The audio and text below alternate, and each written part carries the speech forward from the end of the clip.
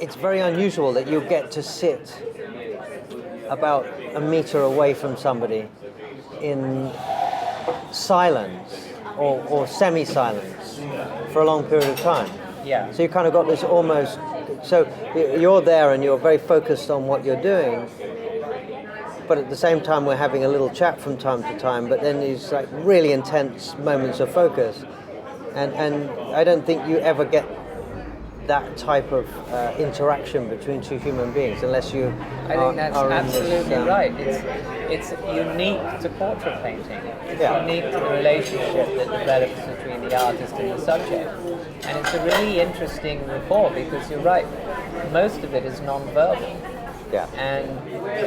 Because when I'm doing the painting, it manifests, when there's that non-verbal connection, it manifests very quickly in the painting. I mean, immediately things happen in the painting that prove that there's this intense communication going on. So yeah, that is amazing. But the level of concentration that you have to sustain is very, very high, I think. Yeah, for both. For both. Yeah. For both. And I think it's not a thinking concentration. It's another kind of concentration. It's almost the kind of concentration that you have in a sport, say. And I think if you can go quickly, the faster you're moving, the better, because it sort of short circuits that long mental process, which can paralyze. So it's a very interesting state that you have to get into to work well, and we've definitely been in that state. And you as the subject enter that state as well. What I found interesting was what you were saying to me when I was trying to say to you, asking you what you wanted for lunch. and you were like, no, I can't think about food now. This is my appetite. This is what I'm doing. And I'm kind of using it all up. Yeah, I guess so. Because there is a kind of an appetite going on. There's a hunger to get it right, and there's a hunger for the next detail and how you're going to represent that detail. And it is. You're absolutely right. It is an appetite. Yeah. And I guess when the brain is in that mode, that other things have to shut down to enable that activity, But I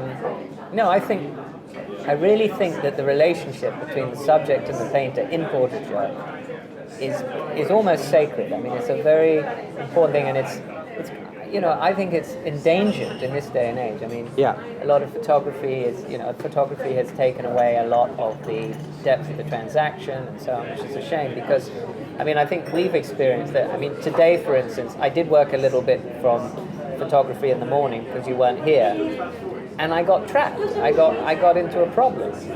But it was only when you sat down for me again and we were working from life that I suddenly was able to find my way through it because I was getting more information.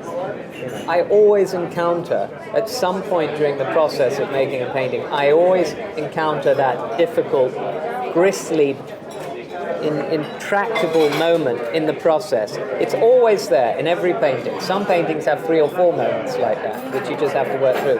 But it's because of that difficult moment and working it through that you discover other things, and that those moments end up giving the picture that extra dimension that make it a good picture.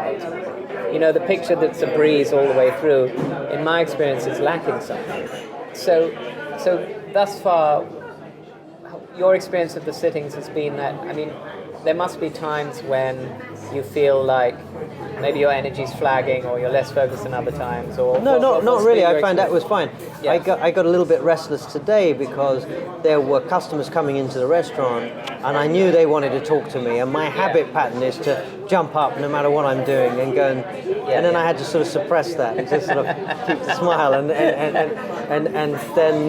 and so that was like when you said, you can go now, I just felt like, set me free. It's like a kid after a long maths class or something, And how have you found it sort of working in this environment with the restaurant and the customers coming in and interacting and disturbing you? Well, initially, to be honest, I was wary. I was scary because I've only ever painted in quiet, the quiet environment of the studio, or if I'm painting on location, it's just me and the subject. So to come into a setting like this with lots of people, lots of other energy going on, lots of activity, noise, random noise and so on, was a challenge. But what I found is that it actually, the energy helps you, you feel it, and I've really liked the fact that people can observe the process of the painting being done while they're eating and so on.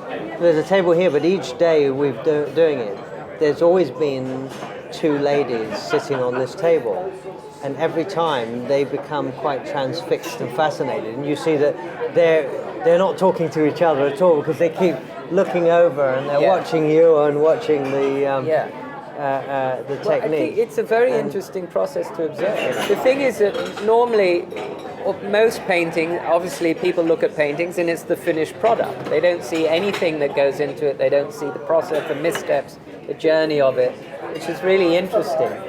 And I think increasingly people are interested in process. They want to go behind the scenes. They want to see how something's made.